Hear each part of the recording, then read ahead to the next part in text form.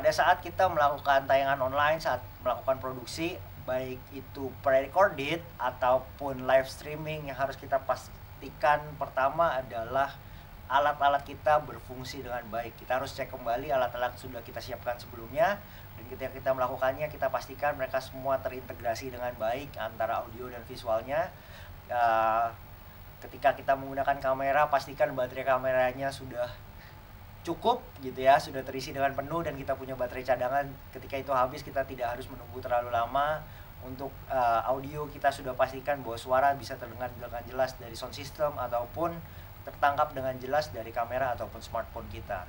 Yang hal kedua kita harus perhatikan khusus untuk yang melakukan live streaming adalah koneksi. Kita harus cek kembali koneksi kita apakah terkoneksi dengan baik atau tidak gitu. Jadi jika koneksi kita terkendala, ada baiknya kita pikirkan settingan-settingan pada saat kita melakukan live streaming agar tayangan kita tidak terputus-putus di tengah jalan dan penonton bisa menyaksikannya dengan satu rangkaian utuh yang tidak terputus.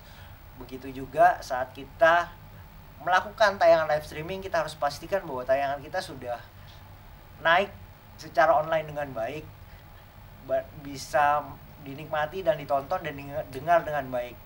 Sedikit tips dari saya bahwa ketika kita sudah mulai melakukan tayangan online, sebelum kita melakukan tayangan online kita boleh trial dulu gitu. Jadi tidak pakai account yang akan utama, kita bisa account salah satu kru kita.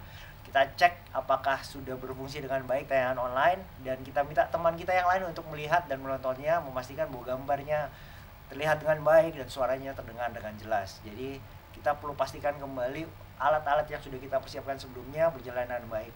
Dan untuk yang pre-recorded, perlu dipikirkan kembali bagaimana mengarahkan, bekerjasama dengan pembicara atau pendeta kita yang akan menyampaikan firman Tuhan. Jika kita hanya merekam khotbah saja, bagaimana pembicara kita bisa berada di dalam bingkai frame kamera kita, posisi beliau di mana, juga bagaimana arah mata beliau, yang nanti akan dijelaskan lebih lanjut oleh Pastor Roni untuk para pendeta-pendeta yang akan melakukan khotbah online gitu ya. Jadi tapi kita sebagai tim belakang layar, kita juga harus memastikan bahwa kita mengingatkan kembali hal-hal yang krusial dan penting untuk diperhatikan oleh pendeta kita ataupun siapapun yang akan berada di depan lensa kamera kita, lensa handphone kita gitu ya. Jadi itu harus diperhatikan, dan saat